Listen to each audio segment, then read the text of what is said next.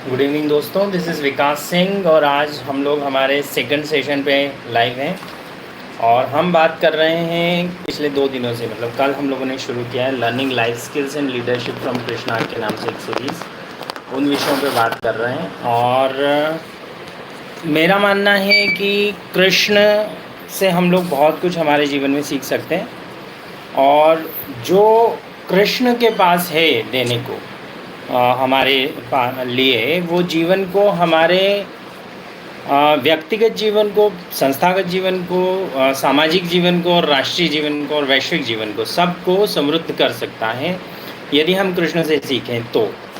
ज़्यादातर मामलों में हमने ये देखा है कि व्यक्तिगत जीवन में लोग अगर किसी गुरु या किसी परंपरा को फॉलो करते हैं तो वो वैराग्य की बड़ी महिमा गाते हैं और वैराग्य आखिरी तक उनके सिद्ध नहीं होता। रीज़न ये होता है कि जिन्होंने पाया नहीं वो खोने की कोशिश करते हैं। हम बिना पाए खो नहीं सकते। जैसे हमेशा बोलते हैं क्षमा वीरस्य भूषणम, क्षमा वीरों का भूषण है।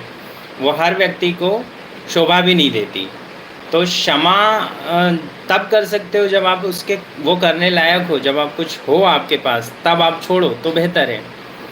जिन्होंने खुद ही कुछ नहीं देखा जीवन में, वो यदि आपको कुछ सिखाते हैं तो वो एक तरह का मिथ्याचार है। कृष्ण ने बहुत अच्छी तरह से गीता में इसकी व्याख्या करी है कि वो एक तरह का मिथ्याचार है। यदि आप जीवन को उस तरह से जीते हैं कि आपने सब कुछ छोड़ दिया है, और कर्म संन्यास जिसको बोलते हैं, कर्म संन्यास के आधार पे जीवन को जीना, अगर परमात्मा ऐसा चाहता कि आप वैसा जीवन जिएं तो परमात्मा आपको कभी इतने विराट जीवन का दर्शन ही नहीं करवाता, क्योंकि उसके पास अपनी व्यवस्थाएं हैं। जो परमात्मा चाहेगा वो आपसे करवा ही लेगा। Jai Shri Krishna to all of you. Ram ji ने जय श्री कृष्णा बोला है, इसलिए मुझे वो जय श्री कृष्णा आप जब बोलेंगे जवाब देना बनता है। तो कल हम लोगों ने कुछ विषयों पे बात करी, जिसमें से हमने कुछ 5 लाइफ स्किल्स और 2 लीडरशिप स्किल्स के बारे में बात करी। लीडरशिप स्किल्स क्योंकि हमारे आने वाले दिनों का टॉपिक है, तो मैं 5 लाइफ स्किल्स के बारे में बात करी, जिन पे उनको एक बार रिवाइव कर देता हूँ, ताकि हम में से ज़्यादातर लोग जो उन लाइफ, अगर यहाँ कोई नए हों तो हमारे उनको जानकारी हो जाए, और यदि पुराने लोग हैं तो उनको एक रिवीजन हो जाएगा कि हमने किन किन बारे में बात करी थी। पहली बात करी थी हमने कि कृष्ण का जीवन शुरू से ही टफ है। इवन उनके पैदा होने के पहले से ही वो बहुत सारी एडवर्सिटीज़ को फेस करते हुए, बहुत सारी समस्याओं को फेस करते हुए अपने जीवन में आगे बढ़े हैं। जय Shri Krishna to all of you. अब हम लोग इसको आगे बढ़ाते हैं, क्योंकि सब लोगों को अगर जय श्री कृष्णा बोलता रहा तो बीच बीच में फ्लो टूटेगा मेरा। सो पहली चीज़ हम लोगों ने बात करी थी कि लाइफ इज़ टफ। कृष्ण के पैदा होने के पहले ही उनके 7 भाइयों की हत्या, उनकी मम्मी पापा का, माता पिता का जो कारावास है वो शुरू हो जाता है। उनके 7 भाइयों की हत्या हो जाती है, उनकी हत्या का प्रयास किया जाता है। जैसे ही पैदा होते हैं उसी रात उनको दूसरे घर में जाके रहना पड़ता है, और वहाँ पे बहुत समय तक, लगभग 16 साल की उम्र तक वो यशोदा माँ को अपनी मम्मी मान के रहते हैं। ऐसी बहुत सारी बातें अपनी माता मान के रहते हैं, और ऐसी बहुत सारी बातें हमने देखी। तो लाइफ शुरू से उनकी टफ रही। आपकी और हमारी ज़िंदगी आसान रहेगी जब परमात्मा की नहीं रही, तो आपकी और हमारी कैसे रहेगी, सोचना बेकार है। लाइफ इज़ टफ, और वो ही उसकी ब्यूटी है। अगर आप सोचिए कि आप एक ऐसे जिम में जाएं जहाँ पे आपको कोई एक्सरसाइज नहीं करनी पड़े, बस थोड़ा इधर बैठे थोड़ा उधर बैठे और कुछ हो जाए, तो आपका जो डेवलपमेंट है, life is a developmental process. यदि आप ध्यान से देखें तो आपके मूलाधार से लेकर सहस्त्रार तक जो 7 चक्र होते हैं, हमारा पहला चक्र होता है मूलाधार, दूसरा चक्र होता है स्वाधिष्ठान, जिसमें आपका स्वयं का अधिष्ठान होता है, नाभि के 2 उंगल नीचे बोला जाता है उसका स्थान। तीसरा चक्र हमारा होता है मणिपूरक, चौथा चक्र होता है हमारा अनाहत, 5वां चक्र विशुद्धि, 6ठा चक्र अग्नेय या आज्ञा, और 7वां चक्र सहस्त्रार। जीवन इन चक्रों की यात्रा है। हम इन चक्रों पे ऊर्जा को ऊपर ले जाने का प्रयास करते हैं, ऐसा पतंजलि योग सूत्र में बताया गया है। और यदि आप इन चक्रों को ऊपर ले जाएं तो आप एक बेहतर जीवन जी सकते हैं। अब यदि जीवन एक विकास की व्यवस्था, एक डेवलपमेंटल प्रोसेस, प्रक्रिया है, तो वो आसान नहीं हो सकती। जो भी डेवलपमेंटल है वो टफ होता है by nature. So life is tough and that's why it is beautiful. पहली चीज़ सीखी थी। दूसरी चीज़ हमने सीखी, when you are in laser, when you are in free time, तो आप अपनी स्किल्स को शार्पन करें, जैसे कृष्ण ने की थी बांसुरी बजाकर। मैंने वो पूरा एग्जाम्पल दिया था आपको। तीसरी चीज़ हमने सीखी, nothing is untouchable in life, even lying and stealing have it's on value.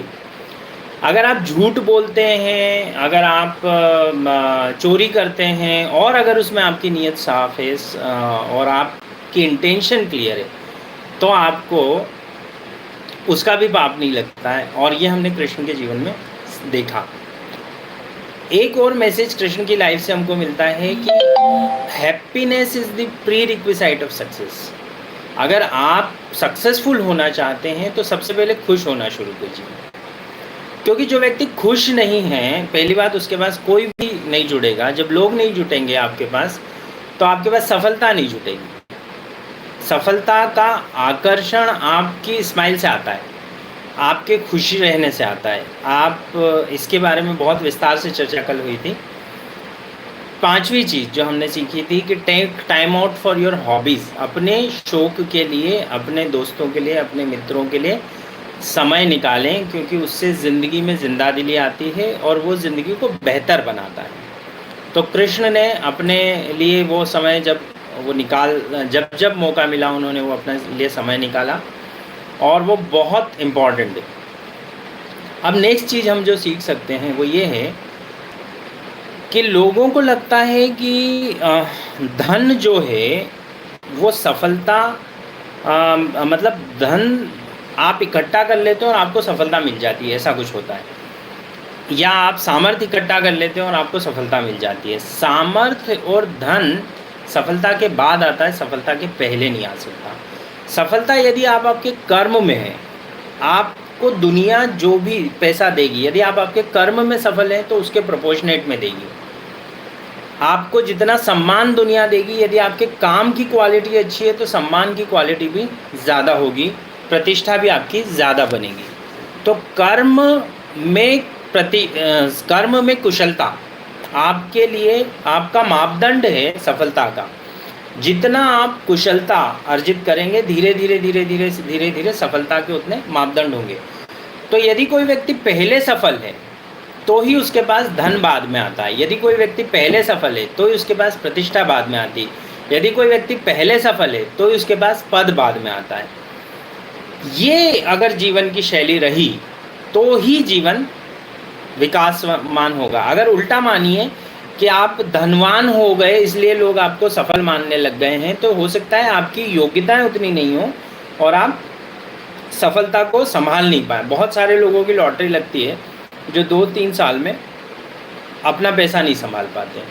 बहुत सारे लोगों को कौन बनेगा करोड़पति का एग्जाम्पल आपने देखा होगा। बहुत सारे लोगों को करोड़ों मिले उस गेम में और वो अपने पैसे को संभाल नहीं पाए। वो इस वजह से क्योंकि उनकी सफलता पहले नहीं आई और सामर्थ्य या धन पहले आ गया।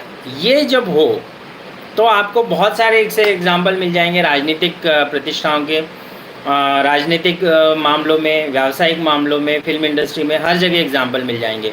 राजनीतिक दृष्टि से हमारे यहाँ पे एग्जाम्पल अभी बिल्कुल करंट में एग्जाम्पल चल रहे हैं राहुल गांधी और उद्धव ठाकरे। इन दोनों के पास में एक बनी बनाई व्यवस्था थी, उनके पास में पद पहले आ गया बट सफलता उनके व्यक्तित्व की नहीं थी उनके पास, तो वो संभाल नहीं पा रहे हैं। दूसरे एग्जाम्पल हैं हमारे पास कि एक्टिंग में बहुत सारे परिवार, अमिताभ बच्चन का बेटा भी अच्छा एक्टर नहीं बन पाया। तो ये एक एग्जाम्पल आपको सीधा स्ट्रेट दिखता है। बहुत सारे ऐसे बिजनेसमैन हैं जिनके बेटों ने उनके बिजनेसेस बर्बाद कर दिए। धीरू भाई अंबानी वॉज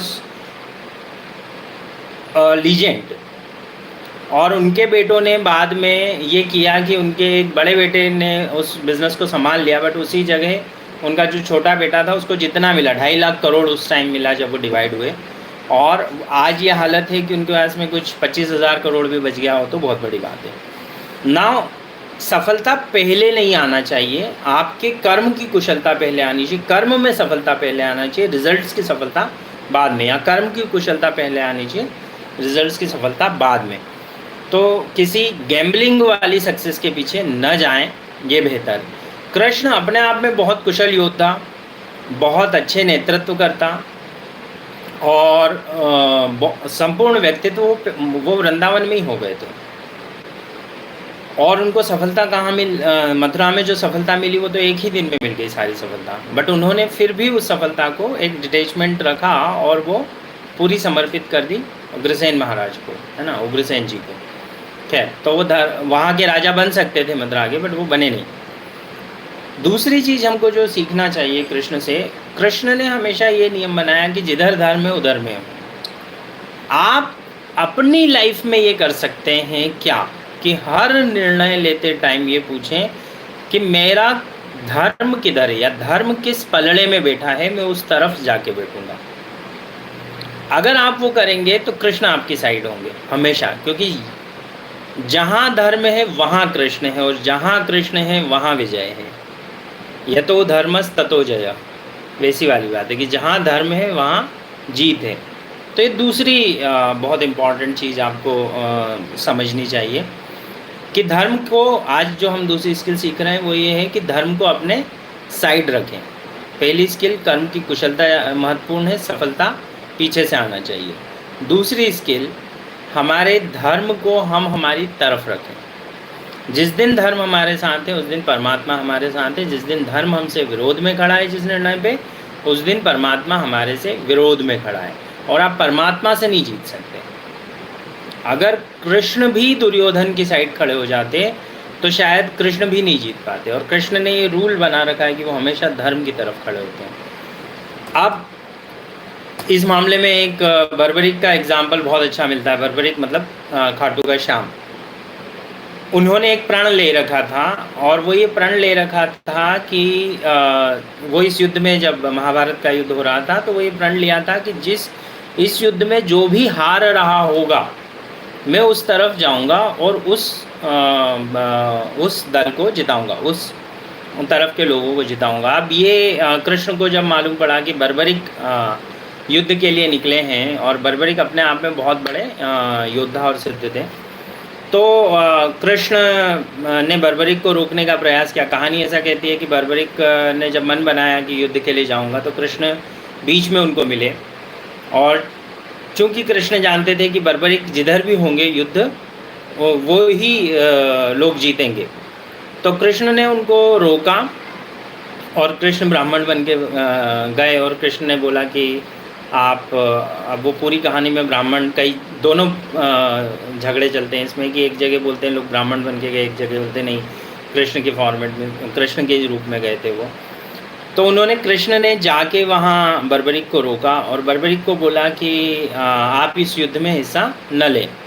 तो उन्होंने, बर्बरिक ने बोला नहीं ब्राह्मण देवता, मैं तो इस युद्ध में हिस्सा लूँगा, और प्रण ये है कि जो हार रहा होगा उसकी तरफ से मैं युद्ध लड़ूंगा, क्योंकि मैं किसी को हारने वाले की मदद करूँ, ये मेरा संकल्प है।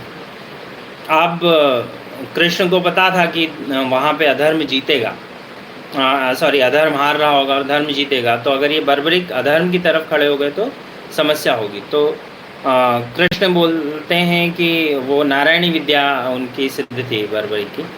तो बर्बरिक बोलते हैं कि मैं अपने तीर से जितने भी लोगों को मतलब एक तीर से जितने भी वहाँ योद्धा लड़ रहे हैं उनको सबको मार सकता हूँ। तो कृष्ण बोलते हैं अच्छा, तो इस विद्या का प्रदर्शन करके बताओ। तो एक बरगद का पेड़ होता है, वो बोलते हैं ये पेड़ देख रहे हो, मेरा एक तीर, उनके पास 3 ही तीर थे। तो कृष्ण ने प्रश्न यहाँ से बात शुरू हुई थी कि कृष्ण ने पूछा तुम्हारे पास तो 3 ही तीर है, तुम कैसे लड़ोगे? तो बोले मैं एक ही तीर से सारे योद्धाओं को मार सकता हूँ। तो बोले अच्छा ऐसा है तो प्रदर्शन करके बताओ। तो वो अपना एक तीर निकालते हैं और चलाते हैं कि इस पेड़ के सारे पत्तों को छेदता हुआ ये तीर वापस मेरे पास आ जाएगा। तो कृष्ण एक पत्ते को पाँव में रख के दबा के खड़े हो जाते हैं और वो तीर चलाते हैं बर्बरी को, सारे पत्ते छिद जाते हैं और कृष्ण मुस्कुराते हैं। कृष्ण जब पाँव हटाते हैं, बर्बरिक बोलते हैं भगवान वहाँ से पाँव हटा लीजिए, वो पत्ता भी छिद गया। तो कृष्ण जब पाँव हटाते हैं तो उनके पाँव के नीचे रखा पत्ता भी छिद जाता है। अब ये एक उनके पास सिद्धि थी और उसकी वजह से बहुत पावरफुल थे वो। बर्बरिक भीम के पोते और घटोत्कच के बेटे थे। तो कृष्ण बोलते हैं नहीं, मैं तो तुमको इस युद्ध में पार्टिसिपेट नहीं करने दूंगा, इस युद्ध में जाने नहीं दूंगा। तो बर्बरिक बोलते हैं आप मुझे रोकेंगे तो मेरी प्रतिज्ञा टूटेगी, तो आप मेरा वध कर दीजिए। और बर्बरिक का फिर वो धड़ अलग कर देते हैं कृष्ण, सर अलग कर देते हैं और धड़ अलग। तो वो बोलते हैं मेरी बहुत इच्छा थी भगवान कि मैं ये युद्ध देखूं। तो बर्बरिक को भगवान बोलते हैं कि तुम इतने सिद्ध हो, इतने महान हो कि अपना जीवन इस युद्ध, अपने संकल्प को भी साध लिया और इस युद्ध में पार्टिसिपेट भी नहीं किया आपने अधर्म की तरफ से। तो उन्होंने अपना नाम दिया वहाँ से कि आज से तुम भी मेरे नाम से जाने जाओगे। उस जगह का नाम है खाटू। तो उस जगह को वहाँ के श्याम बोला जाता है। भगवान बर्बरिक का नाम खाटू का श्याम हो गया तब से। और वो एक पहाड़ पे आपको, आप यदि खाटू के श्याम के किसी भी सम्मेलन में जाएंगे तो आपको दिखेगा कि दो पहाड़ों के बीच में एक गर्दन रखी है सिर्फ, और उसकी पूजा होती है राजस्थान में। तो वो इस वजह से, अब मैं इन्हें इतनी बात, इतनी सारी कहानी क्यों सुनाई, वो इसलिए सुनाई क्योंकि आप कितने भी बड़े सिद्ध हों, आपके पास कितनी भी सिद्धियाँ हों, आप परमात्मा के खिलाफ खड़े हो जाएंगे जिस दिन आपके पास धर्म के खिलाफ खड़े हुए। और मैंने अपने जीवन में कुछ जगहों पर अधर्म के साथ खड़े होकर देखा है, हर बार नुकसान हुआ। तो मैं अपने जीवन से बता सकता हूँ कि आपके पास जब भी मौका हो प्रश्न का, जब भी जीवन में कोई कन्फ्यूजन हो, तो ये पूछिए कि धर्म किस तरफ है, जिस तरफ धर्म है उधर चले जाइए। This is very important. Next skill which is quite tough for many people to practice, and that is keep smiling whatever comes in life. जीवन में जो हो, स्माइल दो साइकोसोमेटिक चीज़ है, मतलब आपके शरीर से मन में जाती है और मन से शरीर में आती है। तो यदि आप दुखी हों और स्माइल करें और थोड़ी देर स्माइल करते रहे तो दुख मिट सकता है, मिट जाता है रादर। आप उसको जैसे जैसे प्रैक्टिस करेंगे वैसे वैसे वो आपके जीवन का हिस्सा बन जाएगा। तो कृष्ण वॉज ऑलवेज स्माइलिंग। आप कृष्ण का कोई फ़ोटो कम स्माइल करते हुए तो, या कभी फ्राउनिंग कंडीशन में कृष्ण हैं, ऐसा नहीं देखोगे। इनफैक्ट जब वो भीष्म को वध करने के लिए भी उतर जाते हैं अर्जुन के रथ से, तब भी उनके चेहरे पे ऐसा कोई बहुत क्रोध है ऐसा देखने में नहीं आता। जीवन में कृष्ण के जीवन में क्रोध के हिस्से सिर्फ यही एक कहानी आती है जब वो क्रोध की वजह से उतरे। बट वो क्रोध भी ये था कि तुम धर्म के आड़े आ रहे हो, इसलिए मैं तुम्हारी हत्या करूँगा। बट वहाँ भी फ्राउनिंग कंडीशन में आप उनका चेहरा नहीं देख पाएंगे। मेरे पास यहाँ मूर्ति यहाँ लगा है वो फ़ोटो, बट मैं आई कैन से कि वो वहाँ भी स्माइलिंग थे। Next skill is keep smiling. 8th number पे या आज की जो चौथी स्किल है, सॉरी आज 8th और 9th हो जाएगा। आज की जो चौथी स्किल है वो है be passionate and integrated. Krishna के जीवन में जो जब आया तब उसके साथ एकदम ऐसे जुड़ के काम किया। उस काम से, जब कृष्ण के सामने बांसुरी आई तो उन्होंने बांसुरी पूरी शिद्दत से बजाई। जब कृष्ण के साथ में गायें आई तो गायों को उन्होंने बहुत अच्छे से पाला। जब कृष्ण के सामने गोपियाँ आई तो गोपियों के साथ थे। जब राधा आई तो राधा के साथ थे। जब रुक्मणी है तो रुक्मणी के साथ है। जब कालिंदी है कालिंदी के साथ है। सत्यभामा है सत्यभामा के साथ हैं। और जब वो अर्जुन के साथ होते हैं तो वो पूरी तरह से अर्जुन के साथ है। मतलब जहाँ जो, जब प्रेम आया प्रेम को भोगा, जब युद्ध आया युद्ध को जिया, कहीं कुछ अधूरा नहीं छोड़ा। जीवन को जब इस समग्रता में ज्ञान योगी और भक्ति मार्गी इस तरह से कृष्ण को समझ नहीं पाते। जैसे सूरदास ने इतना बड़ा ग्रंथ लिखा है कृष्ण पे, बट कृष्ण का एक छोटा सा हिस्सा पकड़ के लिखा कि कृष्ण की बाल्यावस्था, उनको उसी से प्रेम है और वो उसी में पूर्ण है। तो जिसने पकड़ा कृष्ण को छोटा छोटा पकड़ा। वो इसलिए छोटा छोटा पकड़ा कि किसी के समझ नहीं आया कि ये व्यक्ति जो गोपियों के कपड़े चुराता है, ये व्यक्ति जो माखन चुराता है, ये व्यक्ति गीता कैसे बोल सकता है। आप समझे? जो व्यक्ति संगीतज्ञ के तौर पे, मतलब बांसुरी वादक इतना अच्छा है, वो चक्रधर कैसे हो सकता है?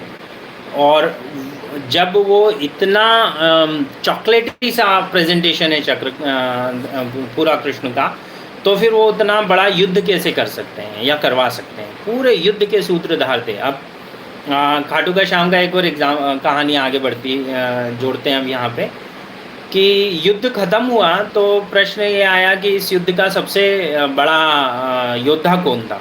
तो किसी ने बोला अर्जुन था, किसी ने बोला भीम था, किसी ने किसी और का नाम लिया। तो बात आई खाटू श्याम की के पास चलें, क्योंकि खाटू श्याम सारा युद्ध पूरा देखा है उन्होंने बैठ के शांति से। तो कृष्ण से कृष्ण के ने बोला चलो सब खाटू श्याम से पूछते हैं, मतलब बर्बरिक, उस टाइम उनको बर्बरिक बोलते थे। तो बर्बरिक जी के पास गए, बर्बरिक जी से पूछा, तो बर्बरिक जी ने बहुत अच्छा एग्जाम्पल दिया, बहुत अच्छा जवाब दिया। और वो जवाब ये है कि भगवान, मैंने तो यहाँ देखा कि युद्ध दोनों तरफ से आप ही लड़ रहे थे, आप ही मार रहे थे और आप ही मर रहे थे, मुझे आपके अलावा तो यहाँ और कोई योद्धा दिखाई नहीं। सो इतना इंटेंस फॉर्मेट है कृष्ण का कि जो जहाँ वो हैं तो वो पूरा स्थल कृष्णमय हो जाता है। वैसा पैशन हमारे अंदर होता है क्या? हमारे जीवन में मैंने कई लोगों को देखा है कि वो अपने मोस्ट इंटेंस मोमेंट में भी पूरी तरह से इंटेंस नहीं हो पाते हैं। मतलब जब उनको लड़ना हो तो वो गालियाँ बकते रहते हैं, चनकट नहीं मार सकते एक दूसरे को। जब उनको बिजनेस करना हो तो वो 8-9 घंटे 10 घंटे काम करके घर जाना चाहते हैं। जब उनको कोई दूसरे मौके पड़ते हैं, जैसे नेगोशिएशन करना, तो वो जब आप जिस रोल में हैं उस रोल को पूरा पैशनेटली नहीं जिएंगे तो you are actually not living in the moment. आप समझ रहे? मन वचन कर्म से आपका पूरा ध्यान एक ही तरफ होना चाहिए उस मोमेंट में। That is living in the moment. जब आप वो इंटीग्रेटेड, वो पैशनेट अप्रोच आप यूज़ करते हैं तो आपको बांसुरी सीखने के लिए कहीं नहीं जाना पड़ता। कृष्ण के मामले में ऐसा एग्जाम्पल आता है कि वो बांसुरी सीखने कहीं गए नहीं, वो सबसे अच्छे बांसुरी वादक हैं। कृष्ण सांदीपनी आश्रम में उज्जैन में 54 डेज रहे, 54-55 डेज। अब 54-55 दिन में उनके जीवन का सारा ज्ञान उन्होंने सांदीपनी से ले लिया। ये होता तब है जब आप उतना इंटेंसली जी पाते हैं। लोग अक्सर ये पूछते हैं आप इतनी सारी चीज़ें कैसे कर लेते हो? कैसे नहीं कर लेते हो? सिंपल, जो करते हैं वो पूरी इंटेंसिटी से करते हैं, तब सब हो जाता है। तो this is very important. If you really want to be successful, मन वचन कर्म से इंटीग्रेटेड होइए, पैशनेट होइए और एक मोमेंट में जीने की कोशिश कीजिए। Now the point is yes, next skill, love is the biggest virtue. जीवन में प्रेम से बड़ी कोई चीज़ नहीं। और यदि आप देखें तो कृष्ण के जीवन में बार बार एग्जाम्पल मिलता है। जैसे जब वो राधा के साथ थे तो वो राधा के कृष्ण थे, उनका कोई गुंजाइश ही नहीं मिलती है कि वो राधा के बिना उनका नाम लिया जाए। मतलब आप बोलते हैं राधे राधे रटो चले आएंगे बिहारी, वो वाली बात है कि राधा के बिना कृष्ण होना संभव नहीं है। पर अब दूसरी बात समझिए, 16 किलोमीटर का डिस्टेंस है वृंदावन में और मथुरा में, पूरी ज़िंदगी वो वापस नहीं गए। आप जब किसी स्त्री से इतना प्रेम करते हैं कि आप प्रेम की परिभाषा बन जाते हैं, राधा कृष्ण का प्रेम की परिभाषा है दुनिया के लिए, तब भी आप वापस नहीं गए। वो क्यों नहीं गए? किसी ने नहीं रोका, कोई था ही नहीं रोकने वाला, ठीक है। पर फिर भी जीवन जिस प्रवाह में बहता है, जीवन में हर रिश्ता, जीवन में हर क्षण, हर काम एक प्रवाह में आपके पास आता है और निकल जाता है। और जब वो निकल गया तो उसको चले जाने दीजिए। ये बहुत महत्वपूर्ण है अगर हम सीख पाएँ तो कृष्ण से, कि जो आया है वो जाने के लिए और जाना चाह रहा है उसको जाने दो। हम खोने में इतना बिजी हो जाते हैं कि जो सामने रखी ज़िंदगी है, कई लोगों के ब्रेकअप्स होते हैं, वो मेरे पास आते हैं। अब तो मैंने उन लोगों से डील करना बंद कर दिया है, बट एक ज़माना था जब मैं बहुत सारे लोग मेरे पास ब्रेकअप्स के लिए आते, ब्रेकअप के बाद आते थे। बिकॉज तब मैं पर्सनल काउंसलिंग वगैरह में ज़्यादा था। मैं हमेशा देखता था कि ये सामने रखी जो जीवन है उसको तो ध्यान ही नहीं दे पा रहे, और ध्यान इसलिए नहीं दे पा रहे क्योंकि वो उस मोमेंट में जब थे ना उसके साथ, अब ये बड़ा इंटरेस्टिंग है, तब भी वो उसके साथ नहीं रहे होंगे, क्योंकि इनका दिमाग पलायनवादी है, फ्यूचरिस्टिक या पास्ट में जीते, है ना, ये कल्पनाओं में जीते कि कुछ हो जाएगा तो होगा, ठीक है, ऐसा कुछ नहीं।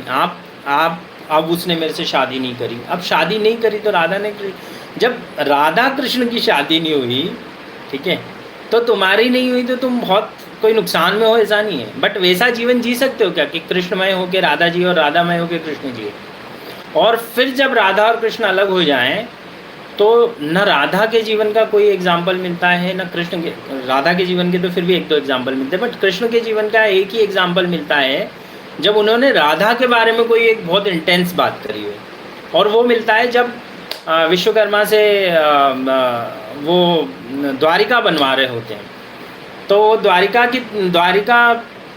की पूरी योजना में बोलते हैं विश्वकर्मा को कि एक भी खिड़की वृंदावन की तरफ मत रखना, बरसाने की तरफ मत रखना, क्योंकि मैं उस खिड़की में खड़ा नहीं होना चाहता, ठीक है ना। दिस इज वेरी इंटेंस कि उस जगह भी नहीं जाना चाहता जो उसकी याद दिला दे। बट याद आएगी कब, वो पूरे जीवन क्यों नहीं आई फिर, क्योंकि पूरे जीवन इतना महत्वपूर्ण था कि कहीं और जाने की ज़रूरत नहीं थी। जब आप पास्ट में जाओगे तो आपको याद आएगी, जब आप फ्यूचर में जाओगे तो आपको ड्रीम्स दिखेंगे, डिज़ायर्स दिखेगी, एक्सपेक्टेशंस दिखेंगी। जब आप प्रेजेंट में हो तो जो हो वो पर्याप्त। So this is very very important. Next is कि आप ये जो लव आपको इतना इंटेंस बनाता है। कबीर बोलते हैं ढाई आखर प्रेम का पढ़े सो पंडित हो। अब वो बात ऐसी है कि पोथी पढ़ पढ़ जग मुआ, पोथी पढ़ पढ़ के सारा जग वाचाल हो गया, मुआ हो चुका है। मुआ बोलते हैं जो ज़्यादा बात करता है उस व्यक्ति को मुआ बोलते हैं। तो पोथी पढ़ पढ़ जग मुआ, पंडित भयो न कोई, ढाई आखर प्रेम का पढ़े सो पंडित हो। तो वो ढाई आखर जो प्रेम का है वो क्या है, वो व्यक्तिगत प्रेम नहीं है, कृष्ण राधा के लिए और राधा कृष्ण के लिए व्यक्ति नहीं, समष्टि है। जब आप व्यष्टि से समष्टि का अंतर समझ जाते हैं, जब आप प्रेममय हो जाते हैं, कृष्ण प्रेममय हैं, तो उनके जीवन में जो आएगा वो उसको पूर्ण प्रेम से आलिंगन करेंगे उसका, और जैसा आप उसको देखना चाहेंगे, जैसा कृष्ण को आप देखना चाहेंगे वैसा कृष्ण आपको दिखेंगे, चाहे जिस रूप में। सुदामा ने उनको मित्र के रूप में देखा तो वो मित्र के रूप में पूरी इंटेंसिटी से आए। कंस ने उनको दुश्मन के तौर पे देखा तो वो पूरे तरह से इंटेंसिटी से दुश्मन बन गया। आप किस रूप में जीवन को देखना चाहते हैं ये इस बात से नहीं तय होता कि आपकी क्या अपेक्षाएं हैं, आपका क्या स्वभाव है, और वो स्वभाव प्रेममय होना चाहिए। सो प्रेम, love is the biggest virtue. Buddha को कोई ज़रूरत नहीं थी कि कोई व्याख्यान दें, महावीर को कोई ज़रूरत नहीं थी कि कुछ आपको बताएं, जीसस को कोई ज़रूरत नहीं थी कि सूली पे चढ़ जाएं एक सच बोलते, बट वो उनका स्वभाव था, वो स्वभाव के विपरीत नहीं जा सकते थे, वो प्रेम उनका स्वभाव था। तो बुद्ध और महावीर को ये लगा जो मुझे मिला है वो मैं बांटूं, और अगर मेरे बांटने से किसी के जीवन में थोड़ा सा परिवर्तन आ जाता है, जैसे बड़े दुखी हैं लोग, मुझे जो डर, मैंने ये सीरीज़ इसलिए शुरू करी कि मुझे एक बहुत बड़ा डर है, और वो डर अंदर तक कपा देता है कि लोग गलत सोचेंगे और सुसाइड कर लेंगे। समझ रहे हैं, लोग गलत ढंग से अप्रोच यूज़ करेंगे और सुसाइड कर लेंगे, और इस बार सुसाइड्स का नंबर बहुत बड़ा होने वाला है, ऐसा मुझे लगता है, ठीक है। और अगर मुझे लगता है और मुझे ऐसा लगता है कि मैं कुछ लोगों को रोक सकता हूँ, तो मेरे पास जो सबसे ज़्यादा प्रचार का माध्यम है एक ऐसी अप्रोच का जो हमारे पूर्वजों ने हमको दी है, तो हमको उसको प्रचारित करना चाहिए। जीवन में जो आ रहा है अच्छा या बुरा बदलेगा ही। प्रेम में है यदि आप, तो आप उसको प्रेम से लेंगे, और यदि तकलीफ़ में है तो लोगों के पास सब कुछ दिया है परमात्मा ने, उनके पास धन दौलत इज्जत शोहरत सब तकलीफ में अभी तक। This is one very important thing, detachment. जब आप प्रेम में होते हैं तो प्रेम आपको एक बड़े अलग स्तर पे ले जाता है, और वो है वैराग्य। प्रेम से एक जो वैराग्य पैदा होता है वो वैराग्य क्या होता है वो समझें। कृष्ण के अंदर एक गजब का वैराग्य आदमी है जो 16 किलोमीटर पीछे नहीं जाने को तैयार है अपने इतने इंटेंस प्रेम के लिए कि 5200 से ज़्यादा साल हो गए और आज हम उस राधा कृष्ण के बारे में बात करते हैं। आप किसी मंदिर में चले जाइए, कृष्ण की मूर्ति राधा के साथ मौजूद है आपको, तो फिर वो वापस क्यों नहीं गए? क्योंकि एक डिटेचमेंट था। वो डिटेचमेंट कहाँ से आता है? वो प्रेम से आता है। जब आप जीवन में प्रेममय हो जाते हैं तो आपका वो मोमेंट आपको इतना एक्साइट करता है कि आपका ना भविष्य बचता है ना अतीत, और जब ना पास्ट बचे ना फ्यूचर, तो आप मोमेंट में होते हैं। और जब आप मोमेंट में होते हैं तो राधा पास्ट थी, चली गई, पलटे नहीं, ठीक है। कोई फ्यूचर की प्लानिंग, कोई सक्सेस की प्रिपरेशन कृष्ण ने कभी नहीं की। सक्सेस पे जितनी किताबें पढ़ी जा सकती हैं इस 40 साल की उम्र तक, 39 ईयर्स की एज तक मैंने बहुत सारी पढ़ी हैं। ऑलमोस्ट यदि एवरेज निकालेंगे तो मेरे जीवन के हर वीक में एक किताब पढ़ी होगी मैंने, क्योंकि मेरा कई बार ऐसा होता है कि एक वीक में 2-2, 3-3 किताबें पढ़ी जाती हैं। पर मेरा मानना है कि सक्सेस के पीछे भागने का कोई पॉइंट ही नहीं। सक्सेस इज़ दी, जो दुनिया की सबसे अच्छी डेफिनेशन है सक्सेस की, वो है success is the progressive realisation of a worthy ideal. आप प्रोग्रेसिवली रियलाइज करते हो एक वर्दी आइडियल को। आपका एक कोई आइडियल है क्या, तो आप सक्सेसफुल हो। दुनिया में 95% लोग फेल हैं, 5% लोग जो सक्सेसफुल होते हैं उनका कोई ना कोई एक इमेज होती है, जो सेल्फ क्रिएटेड इमेज होती है उनके दिमाग में कि मुझे ये करना है या ये बनना है, और वो उस पर प्रोग्रेसिवली धीरे धीरे काम कर रहे होते हैं, तो वो सक्सेसफुल हो जाते हैं। So success is the progressive realisation of a worthy ideal. This is something that we got to understand. अब ये आता कब है? जब आप लव में भी हों, डिटेच्ड भी हों, ठीक है। अनुराग और वैराग्य के बीच में जब आप होते हैं तो स्थित प्रज्ञ। अब अनुराग और वैराग्य के बीच में वही आ सकता है जो जिंदगी के प्रेम में है। राधा सामने है तो जिंदगी राधा के स्वरूप में उसके सामने आ रही है, और कंस सामने है तो कंस के स्वरूप में आ रही है जिंदगी उनके। और जो अभिव्यक्ति राधा मांगती है उसके प्रेम की, या जो अभिव्यक्ति कंस मांगता है उसके प्रेम की, वो कृष्ण उनको दे रहे हैं। आप जैसा ये लोग रिफ्लेक्शन हो जाते हैं। बुद्ध आपका रिफ्लेक्शन है। ऐसा बोलते हैं कि बुद्ध की आंख बकरे की आंख जैसी थी, उनके कोई भाव नहीं पढ़ सकते थे। क्यों नहीं पढ़ सकते थे? क्योंकि भाव होते ही नहीं थे। आप जब किसी सिद्ध को देखेंगे तो उसकी आंखें एकदम थर मिलती हैं। आप बहुत सारे सिद्ध हैं दुनिया में, आप ढूंढेंगे तो मिलेंगे, और उनकी आंखों में विचार नहीं मिलते हैं। वो विचार क्यों नहीं मिलते हैं? क्योंकि होते ही नहीं है। क्यों नहीं होते हैं? क्योंकि वो विचार या तो भविष्य के हो सकते हैं या अतीत के हो सकते हैं, वर्तमान के कोई विचार नहीं हो सकते ना। मेरा एक कोटेशन है जिस पर बहुत विवाद हुआ था दिल्ली यूनिवर्सिटी में आज से कुछ 15 साल पहले, और वो ये था कि thinking is always negative. Thinking हमेशा नेगेटिव ही होती है। क्यों? क्योंकि पॉजिटिविटी तो प्रेजेंट में है। पॉजिटिविटी फ्यूचर की तो थॉटफुल पॉजिटिविटी है, वो तो एक नेगेटिविटी है। क्यों? क्योंकि पॉजिटिविटी जब आप आज हो मन वचन कर्म से इस मोमेंट में, तो ही पॉजिटिव हो ना। अगर आप फ्यूचरिस्टिक हो तो आप कहीं ना कहीं से डरे हुए हो, तो आप फ्यूचरिस्टिक हो। अरे होगा कि नहीं होगा, भय से। प्रेम में तो इतनी जगह ही नहीं होती। आप फुल इंटेंस मोमेंट याद कीजिए अपनी लाइफ के, जब आप आपकी प्रेमिका के साथ थे, आपका थॉट चलना बंद हो जाता है, समझ। और जो लड़ते हैं, जिन्होंने मार्शल आर्ट्स वगैरह की प्रैक्टिस करी हो, वो लोग समझ सकते हैं कि जब वो रिंग में होते हैं तो दिमाग बंद हो जाता है कि सामने वो जो मौजूद होता है और सामने उसकी जो किक और रिफ्लेक्शंस आ रहे होते हैं, आपको वैसे रिस्पॉन्ड करना होता है। That's what love is getting. और वो आपको डिटेच कर ही देता है, उसका स्वभाव है प्रेम का। जब आप समष्टि के प्रेम में हैं तो राधा से भी आप उतना ही प्रेम कर सकते हैं जितना रुक्मणी से कर सकते हैं। हाँ समझे। लोगों को ये जो एहसास है कि नहीं प्रेम तो एक ही व्यक्ति से होता है, वो व्यक्ति से हो रहा है, इसका मतलब वो प्रेम है ही नहीं, वो वासना है। प्रेम व्यक्ति से नहीं होता है, प्रेम तो स्वभाव होता है, वो समष्टि का ही स्वभाव है। हाँ, वो व्यक्ति जिससे आपको प्रेम हुआ है उसके साथ जब आप पूरा इंटेंस हैं तो वो आपको समष्टि से जोड़ने का माध्यम जरूर बन सकता है। इसी के ऊपर ओशो ने संभोग से समाधि वाला व्याख्यान रखा था कि संभोग आपका समाधि का माध्यम कब बनता है, जब वो व्यक्ति समष्टि का द्वार हो जाए। इस पे यदि किसी को कोई प्रश्न होगा तो बाद में पूछिएगा, बहुत बड़ा विषय है, कभी भी अपन बात कर सकते हैं कि व्यक्ति समष्टि का द्वार कैसे होता है, कैसे करके हम बोलते हैं कि एक पत्नी व्रत इतना महत्वपूर्ण है या एक व्यक्ति आपको आगे ले जा सकता है। राधा कृष्ण की ऊर्जा है, वो समष्टि का द्वार है।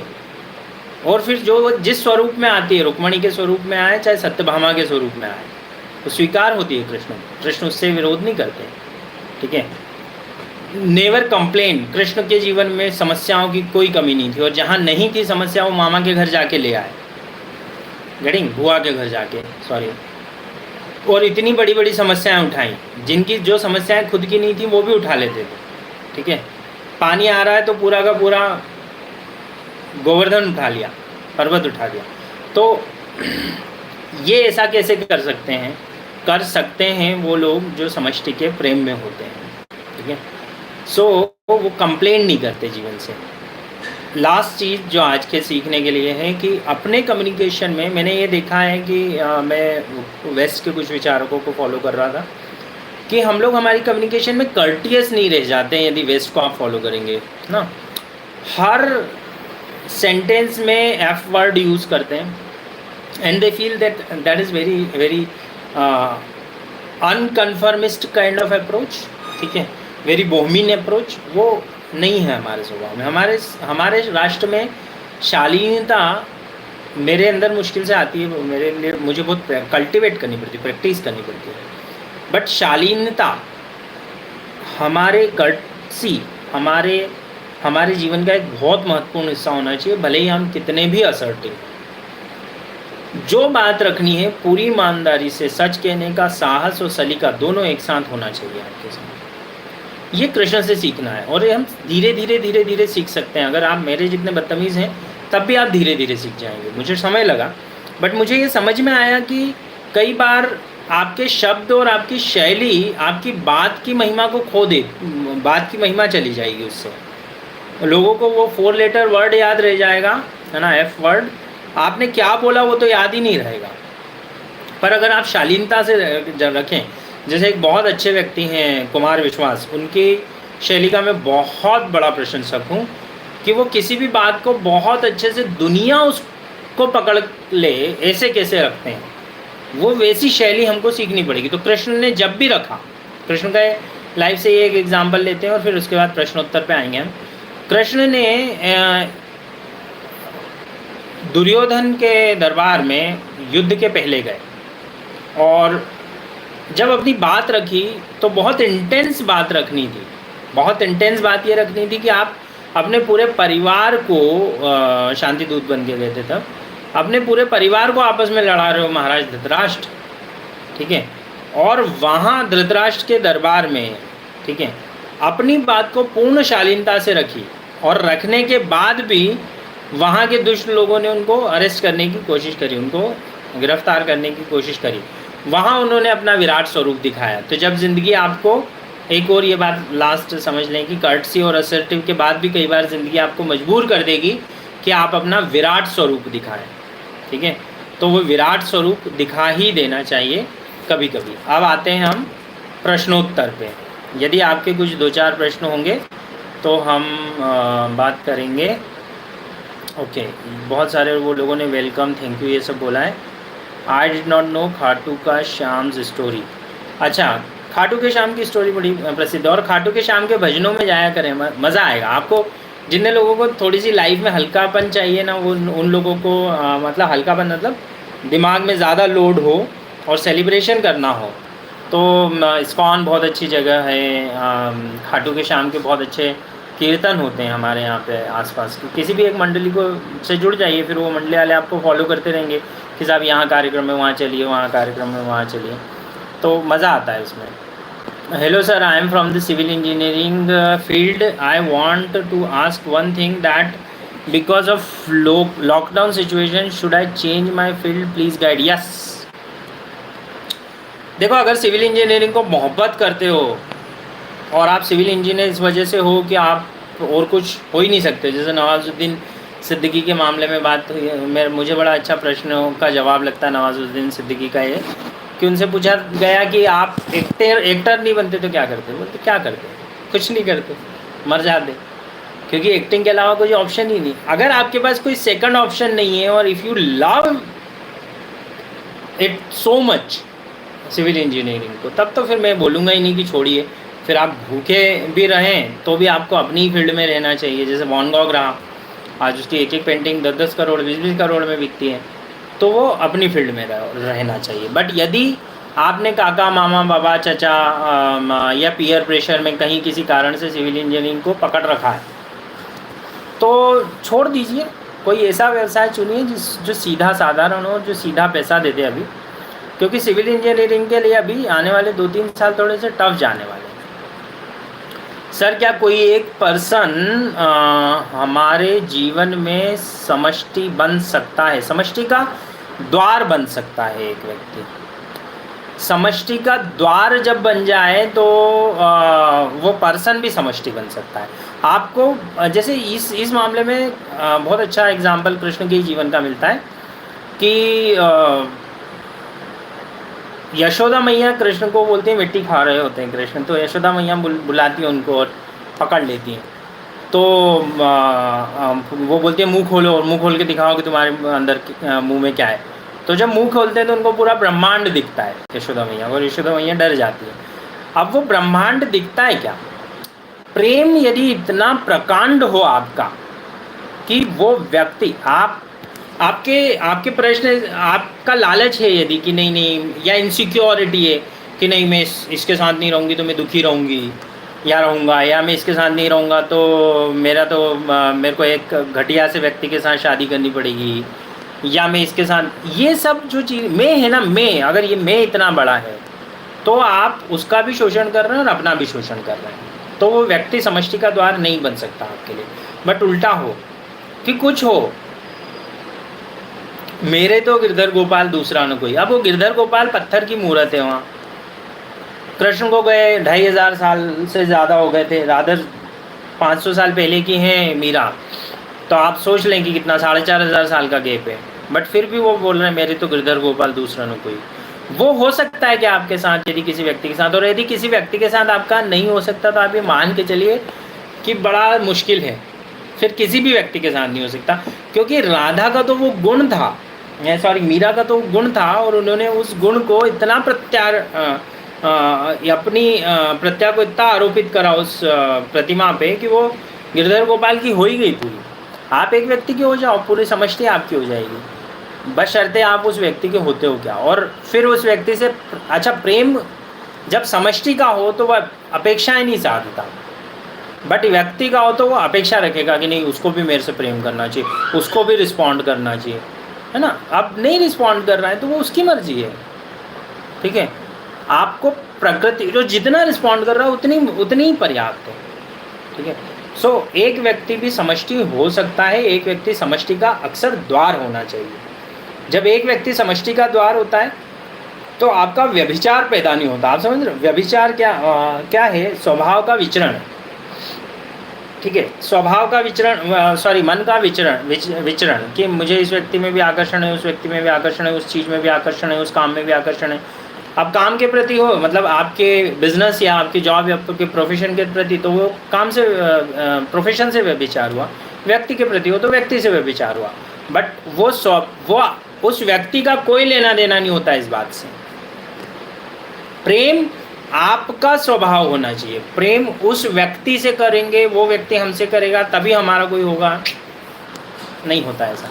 अगर ऐसा सोचो तो राधा तो मर जाती, राधा को सुसाइड कर लेना चाहिए था, क्योंकि 16 किलोमीटर दूर उसका पति, उसका प्रेमी, जो अभी थोड़े दिन पहले तो ये बोल रहा था कि मेरी पूरी ज़िंदगी तुम हो, और अब वो पलट ही नहीं रहा है क्योंकि मथुरा उसने जीत ली।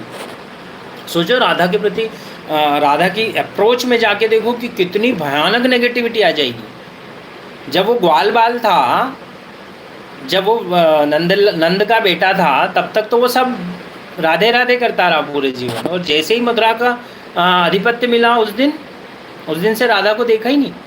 बट ऐसा हुआ क्या? राधा के जीवन में ये नेगेटिविटी आपको कहीं नहीं दिखती ना। राधा अपेक्षा रखती हैं।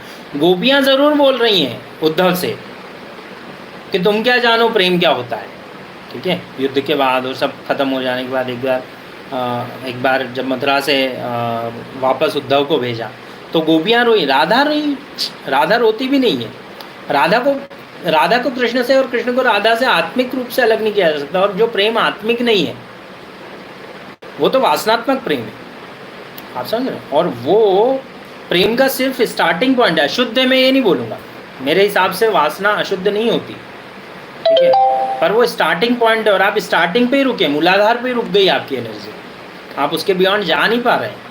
तो ये एक बड़ी महत्वपूर्ण प्रश्न था जिन्होंने भी पूछा है। नेक्स्ट है, thanks for sharing it. Hello sir, is it any true love here in this world? हाँ, अगर वो आपका स्वभाव है तो प्रेम है, और मैं मानता हूँ प्रेम ही है। यदि आप आसपास देखें तो जो आप वाला प्रेम, आपकी परिभाषा प्रेम की पता नहीं क्या है, बट ये प्रेम ही है जिसकी वजह से ये दुनिया टिकी हुई है। यदि वो प्रेम नहीं हो तो और प्रेम है क्या ये भी आपको मैं बताऊं कि भावनाओं का ज्वार जब आपके अंदर सरप्लस में पैदा हो जाए तो वो प्रेम है। अब वो कैसे होता है? वो ऐसे होता है कि जो चीज़ आपके पास सरप्लस में वो आप दोगे ही दोगे, आप कितने ही कोशिश कर लो कि नहीं देना चाहो, वो अगर आपके पास रुक गई तो आपको विरोध होगा। बट आपका जो प्रश्न है ना कि प्रेम, स्त्री पुरुष का प्रेम सच होता है कि नहीं होता है, तो मैं शर्त लगा के कह सकता हूँ कि नहीं होता है, ठीक है। क्यों नहीं होता है स्त्री पुरुष का प्रेम? अगर वो सिर्फ स्त्री और पुरुष पे टिका हो, क्योंकि वो इवॉल्व नहीं कर रहा है आपको। और अगर वो इवॉल्व करे तो अगर वो ऐसा हो जाए जब जिसमें आप भी इवॉल्व हो रहे हैं, वो भी इवॉल्व हो रही है साथ में, तो होता है। और फिर जो होता है वो गजब होता है। मतलब I have experienced all this dimensions in my life also.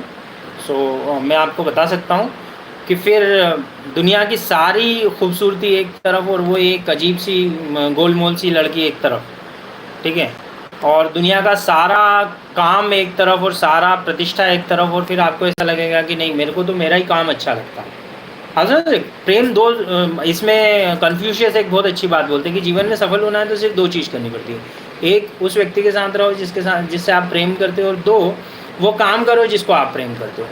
यदि आप ये दो चीज़ कर सकते हैं तो प्रेम होता है, और यदि आप ये दो चीज़ नहीं कर सकते तो प्रेम नहीं होता। एज सिंपल एज दैट, ठीक है। और प्रेम भिखारियों का नहीं होना चाहिए कि नहीं तुम मेरे को प्रेम करो, मैं तुमको प्रेम करूँगा। मैं कर रहा हूँ, वो तुम्हारी मर्जी है कि तुम करो कि नहीं करो। और नहीं करोगे तो जो सामाजिक रूप से मैं अलगाव पैदा कर सकता हूँ या जो डिटैचमेंट रख सकता हूँ आपके साथ, वो रखूँगा।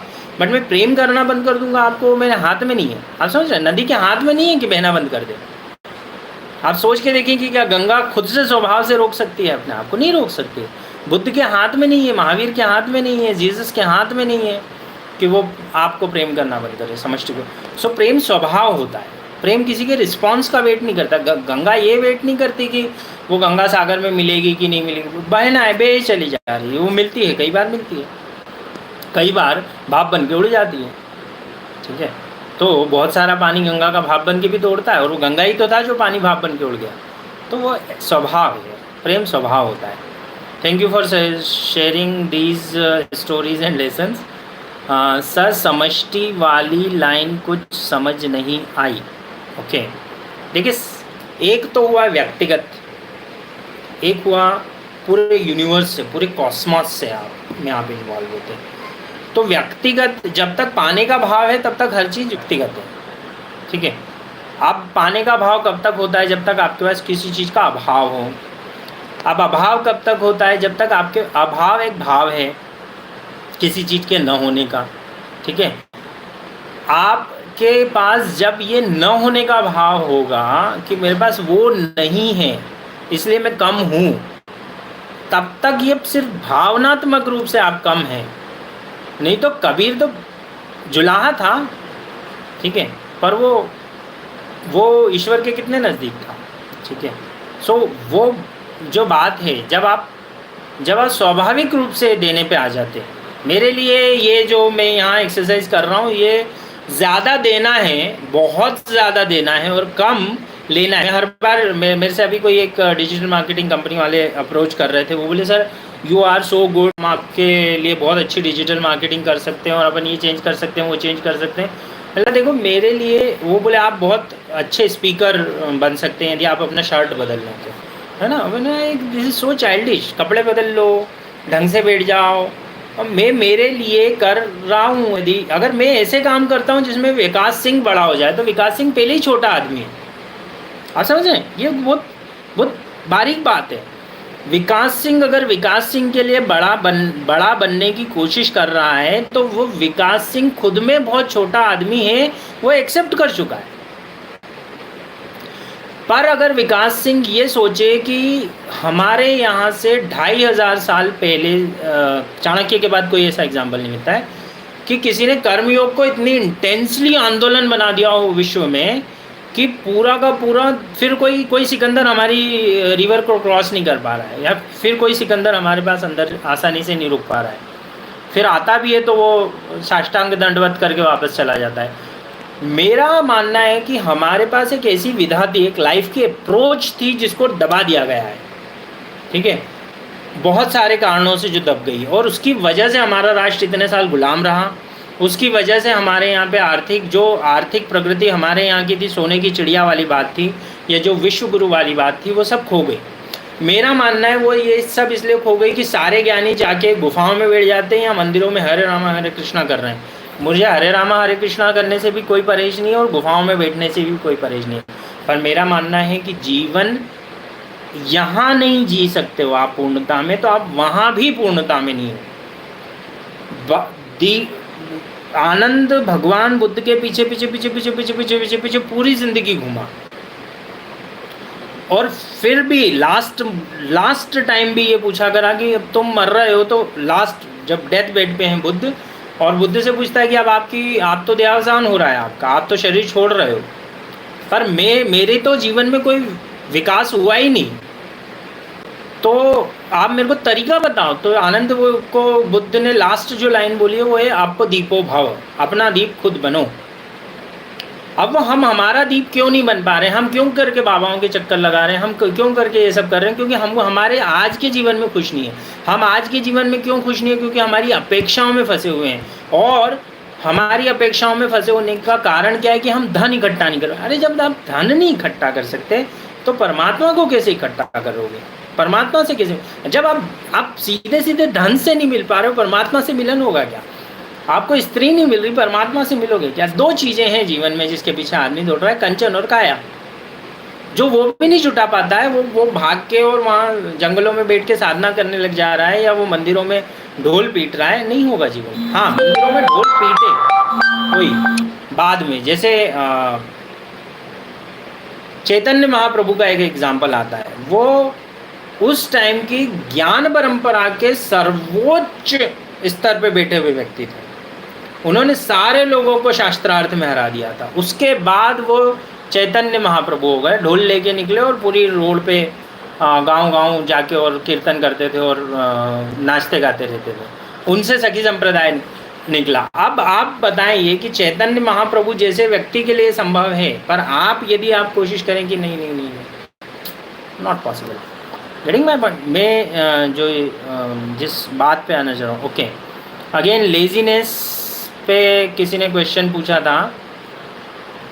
देखिए, शरीर का आलस या मन का आलस या बुद्धि का आलस या आपके चेतना का आलस, सारे ही आलस बुरे होते हैं। अब सबसे पहले सबसे नज़दीक क्या है, आपके सबसे मोटी चीज़ आपके हाथ में क्या। लेजीनेस से कैसे दूर हूँ, तो आपकी आत्मा तो पकड़ में आने वाली नहीं है, आपकी बुद्धि इतनी आसानी से पकड़ में आने वाली नहीं है, ठीक है। तो आप किस चीज़ से चेतना से शुरू करेंगे। आपका मन भागे चला जा रहा है इधर उधर, आप या तो श्वास से शुरू कर लें, स्थूल रूप से श्वास जुड़ी हुई है आपके पास, या शरीर। सबसे पहले शरीर से शुरू करें। अब शरीर से कैसे शुरू कर सकते हैं, आप कुछ नहीं करें, रोज़ 5-7 किलोमीटर वॉक करने लग जाएं, थोड़ी थोड़ी हर चीज़ में स्पीड बढ़ा लें, थोड़ा सा फोकस ज़्यादा बढ़ा लें, आपका शरीर का लेजीनेस टूट जाएगा। जब शरीर का लेजीनेस टूटेगा तो बाय डिफ़ॉल्ट इसका आपके मन पे असर पड़ेगा। और फिर मन को, क्योंकि मन को मल्टीपल चीज़ें करनी, जैसे फॉर एग्जांपल आप एक साथ मल्टीटास्किंग हो जाएं, दर दर दर दर ये करना, या टाइमलाइन सेट कर लें कि जो चीज़ आधे घंटे में होती है मैं 10 मिनट में करूँगा। जब वो आधे घंटे में होती है 10 मिनट में करूँगा तो मन को उस पर ज़्यादा कॉन्सेंट्रेशन, ज़्यादा फोकस लगाना पड़ेगा। मन एजाइल हो जाएगा। जब आपका शरीर एजाइल होता है, जब आपका शरीर फास्ट चलता है तो मन भी फास्ट चलने लगेगा, मन भी ज़्यादा फोकस ढंग से काम करेगा। जब मन ज़्यादा फोकस ढंग से काम करेगा तो बुद्धि को बार बार निर्णय लेने पड़ेंगे, ठीक है। और वो जो निर्णय लेने की क्षमता है आपकी वो सुधर जाएगी, तो आपके कमांड में बुद्धि आ जाएगी। फिर बुद्धि क्या करेगी, आपके मन को पकड़ लेगी और कंट्रोल करेगी और साधेगी कि क्या करना है क्या नहीं करना है पे जाए। और फिर मन जो है वो शरीर की पांचों इंद्रियों को ज़्यादा, ज्ञान इंद्रियों और कर्म इंद्रियों को ज़्यादा फोकस ढंग से किसी चीज़ में लगा पाएगा। आत्मिक आलस जो होती है, जो आत्मा के स्तर पे लेजीनेस है, वहाँ तक तर्कों के माध्यम से नहीं पहुँचा जा सकता है। अष्टांग योग में भी ऐसा आता है कि पहला योग है यम, दूसरा अष्टांग में अंग है, पहला अंग है यम, दूसरा है नियम, तीसरा है आसन, चौथा है प्राणायाम, पांचवा है प्रत्याहार। यहाँ तक 4 तक तो आपके हाथ में फिर भी था कुछ करने को, ठीक है। फिर उसके बाद आता है धारणा। यहाँ तक प्रत्याहार में भी आप ठीक है, खाना खाओगे नहीं खाओगे वो वाली बात है। फिर आता है धारणा, धारणा तक आप फिर भी ठीक से काम कर सकते हो। मन तक धारणा है, धारणा बुद्धि और मन, बुद्धि तक धारणा है, उसके बियॉन्ड तो ध्यान हो जाता है ना। धारणा, ध्यान और फिर समाधि। तो वहाँ आत्मिक आलस पर भी अपन बात नहीं कर सकते। किसी दिन कुछ ध्यान के प्रयोग करेंगे या 2-3 दिन का कोई प्रोग्राम हम लोगों ने रखा तो मैं उसकी छुअन आपको देने की कोशिश कर सकता हूँ। इससे ज़्यादा दिया नहीं जा सकता, इससे ज़्यादा होता है, ठीक है। प्रदीप नागर जी पूछ रहे हैं क्या राधा और कृष्ण एक ही थे, क्या ये एक ही आत्मा के 2 भाग हैं, क्या इसीलिए अंत में राधा कृष्ण में समा गई? समाता तो हमेशा कृष्ण ही राधा में है। ऊर्जा में समाहित होती है। और ऊर्जा आपको जो व्याख्याएं मिलती हैं, पौराणिक व्याख्याएं, वो सब कहानियां हैं, वो रूपक हैं किसी चीज़ को बताने के। सबसे महत्वपूर्ण बात है कि जीवन को एकात्म सूत्र में समझ लें। एकात्मवाद या अद्वैत भाव, चाहे आप उसको वेदांतिक दृष्टि से देखें तो अद्वैत भाव की बात करें तो राधा और कृष्ण कभी अलग थे ही नहीं। जैसे आप और मैं अलग नहीं है, या आप और कृष्ण अलग नहीं है, या आप और राधा अलग नहीं है। वही वाली बात है, E=mc²। आप विज्ञान की दृष्टि से जाएंगे तो भी मुनि हो जाएंगे। जैसे जो कणाद ऋषि थे उतने ही इंटेलिजेंट आइंस्टीन हो गए थे ना। कणाद ने क्या बोला, कण जो सबसे छोटा पार्टिकल है दुनिया को बनाने का वो है कण, है ना। और उसको बोलते हैं, उन्होंने नाम दिया था अणु, और फिर उसके बाद एक और नाम गया जिसको बोला परम अणु, परमाणु, ठीक है। बट अणु परमाणु वाली बात करें तो उसको तोड़ के जब आइंस्टीन ने उसके आगे ले गए तो वो बोले इसको ब्रेक करोगे तो एनर्जी निकलेगी, और हर चीज़ एनर्जी से बनी है। तो राधा और कृष्ण तो कभी अलग थे ही नहीं। स्वरूप अलग अलग होते हैं, मिट्टी अलग अलग होती है, बट जितना आप ऊर्जा के तल पे जीते हैं उतना आपके जीवन में सारा जुड़ाव ऐसा पैदा हो जाता है, ठीक है। तो राधा भी ऊर्जा के तल पे जी है, कृष्ण भी ऊर्जा के तल पे जी है। तो राधा को कभी कोई प्रॉब्लम नहीं हुई कि उनकी 8 पटरानियाँ थी और इतनी शादियाँ थी, वो सब था, वो राधा की समस्या ही नहीं थी। वो रुक्मणी की हो सकती थी, क्योंकि रुक्मणी चेतना का वो स्तर, वो ऊर्जा के उस स्तर पे बात ही नहीं पहुंची थी, बट राधा तो थी। तो इसलिए मैं बोलता हूँ राधा और कृष्ण कभी अलग थे ही नहीं। बट हाँ, आप बोले राधा और कृष्ण अलग थे तो आप रूप के तौर पे अलग थे, 2 शरीर थे, पर ऊर्जा के तौर पे एक थे। तो ऊर्जा के तौर पे हमेशा ही एक ही हैं हम। जब तक आपको हमको, अहिंसा का मूल भाव क्या है कि मैं अगर तुमको मारूंगा तो अपने आप को मार रहा हूँ। बट फिर अपने बुआ के लड़के को, मतलब अर्जुन के अपनी बुआ के लड़के को कृष्ण ने 100 गलतियों के बाद कैसे मार दिया, तो मार ऐसे दिया कि वो उससे प्रेम में इतने थे कि इतना इतना हमारे यहाँ पे इतना बुरा जीवन जियोगे यदि आप, तो इसकी बजाय आप मर जाओ ताकि आप इस शरीर से बाहर निकलो और दूसरा जीवन जी सको। What is the soulmate connection? बड़ा खतरनाक क्वेश्चन पूछा है आपने। ट्विन फ्लेम वाला कॉन्सेप्ट आ गया फिर से। हाँ, सोलमेट कनेक्शन ऐसा होता है कि जैसे मैं इसको 1 घंटा हो गया है, इस प्रश्न को मैं कल लूँ क्या? आपका प्रश्न बहुत अच्छा है राजेश जी, राजेश तिवारी जी। सोलमेट कनेक्शन में अभी एक्सप्लेन कर देता हूँ, थोड़ा सा लंबा जाएगा, हो सकता है आप अकेले बैठे हुए रह जाए, बट ये सबको सुनना चाहिए। मेरा मानना है कि जीवन में यदि आप शादीशुदा हैं तो अभी सुन लें, और नहीं हुई है तो पक्का ही सुन लें, ठीक है? क्यों कि जिस दिन आपको ये बारीक समझ में आ गई, उस दिन आपके जीवन में आप शादी को कितनी इम्पोर्टेंस देना है खुद समझ जाएंगे। Okay, soulmate connection. देखिए, हम शरीर हैं, या कोई एक्शन कहाँ से जन्म लेती है, आप ऐसे समझे कि देयर इज एन एक्शन जन्म लेती है आपके थॉट से। थॉट उसके नीचे जन्म लेता है एक भाव से, एक अंदर जिसके भाव, जो आपका भाव हुआ उसके जैसे विचार चलते हैं। तो यदि आप अपनी वाइफ के प्रति, या अपने पापा के प्रति भी, अपनी मम्मी के प्रति भी उस दिन गुस्से में है, तो उल्टे उल्टे विचार आएंगे आपको, ठीक है? ये आपने देखा होगा। अब उसके नीचे जाइए, भाव के नीचे चलता है आपका संस्कार, या आप जिसको बोले वैल्यूज़, ठीक है, जीवन मूल्य, ठीक है?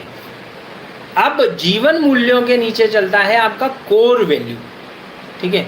वो कोर वैल्यू मूल रूप से कई बार आपके इस जन्म से, इस परिवार से आती है, और कई बार पिछले जन्मों और पिछले परिवार से आती है, ठीक है? ये कोर वैल्यूज़ जो हैं, ये इसके पीछे जो हमारा जो इस भौतिक शरीर है, इसके पीछे जो हमारा स्थूल मन है, स्थूल शरीर है, सॉरी मन नहीं, स्थूल शरीर है, उसकी कोर वैल्यूज़ होती हैं, ठीक है? और कई बार वो इस जन्म में एकत्रित की हुई होती है। अब वो जो कोर वैल्यूज़ हैं, उसके वो एक एस्ट्रल बॉडी की कोर वैल्यूज़ है, और वो एस्ट्रल बॉडी की कोर वैल्यूज़ कैसे जनरेट हुई है? एस्ट्रल बॉडी की स्मृतियों से।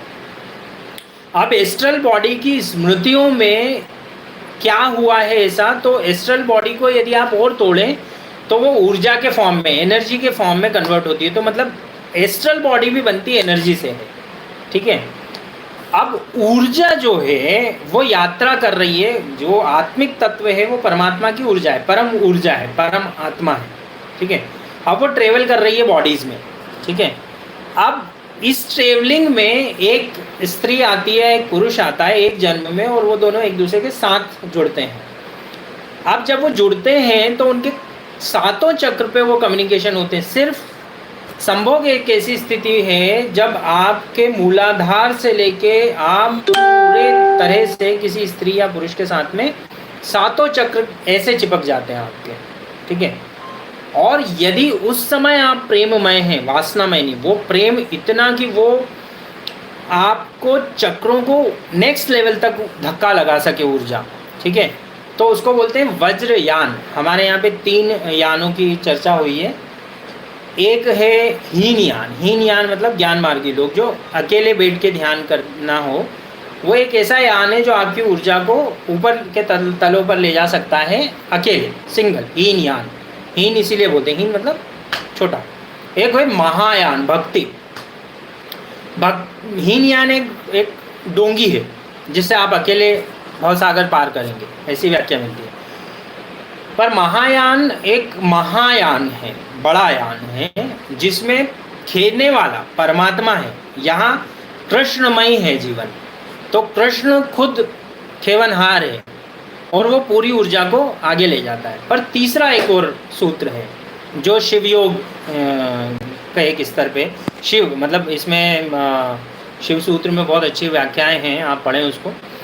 तो वो है वज्रयान, जिसमें स्त्री और पुरुष जैसे वज्र जैसे जुड़ जाते हैं, तो आपको बाहर के चीज़ें इन्फ्लुएंस नहीं करती, ठीक है? अब जब आप सातों चक्र पे जिस स्त्री के साथ जुड़ सकते हैं, अब होता क्या है कि मूलाधार पे तो आप किसी के भी साथ जुड़ जाएंगे, तो बड़ी बेसिक एक्सरसाइज है ना, you can go and have it with anybody, ठीक है? बट दूसरे चक्र पे क्या वो स्त्री या वो पुरुष आपकी ऊर्जा को ले जा सकता है? दैट इज स्वादिष्ठान। क्या तीसरे चक्र पे आपकी ऊर्जा उससे जुड़ती है क्या? ठीक है, मणिपुर। चौथे चक्र पे जुड़ती है क्या? अनाहत। अब यदि यहाँ तक भी आ रही है ऊर्जा तो भी बहुत बड़ी बात है। ठीक है, 99% लोगों की तो यहाँ तक भी नहीं आती, 99 तो नहीं कह सकते बट 90% लोगों की यहाँ तक भी नहीं आती। अब अनाहत चक्र जो है ना वो जल्दी से उल्टा सीधा हो जाता है। तो अगर ऊर्जा को नीचे से ऊपर कोई स्त्री या पुरुष साथ में ला सकते हैं और अनाहत को सीधा कर दें, अनाहत ऐसा नीचे मुँह किया हुआ कमल है, उसकी व्याख्या ऐसी मिलती है तो योग में।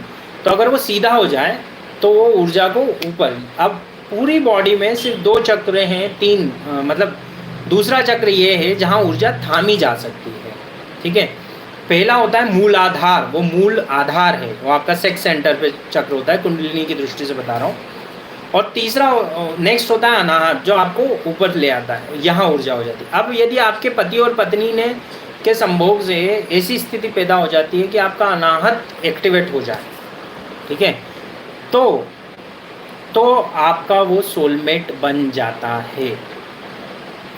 फिर वो विशुद्धि, फिर वो फिर आज्ञा और फिर शस्त्रार को छूने में आपकी मदद कर सकता है। अब कई बार क्या होता है कि अनाहत तक पहुँचे और आपका शरीर छूट गया, मतलब आपकी हत्या हो गई, मृत्यु हो गई, कोई एक्सीडेंट हो गया, किसी कारण से डेथ हो गई, ठीक है, तो the temperature of your phone is too high, execute now the following operations will be perform.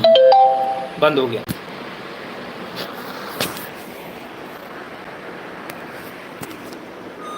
दोस्तों ये फ़ोन बहुत ज़्यादा गर्म हो गया है, हम अनाहत के बाद अब इस चर्चा को कल कंटिन्यू करेंगे। फ़ोन इतना टॉलरेट नहीं कर पा रहा है, ऊर्जा बहुत ऊपर तक आ गई है।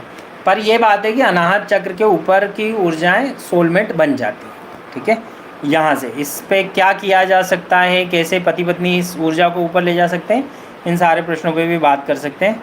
Thank you for the day and it was pleasure to talk to you all. कल मिलते हैं हम लोग इसी चैनल पे और चर्चा को आगे जारी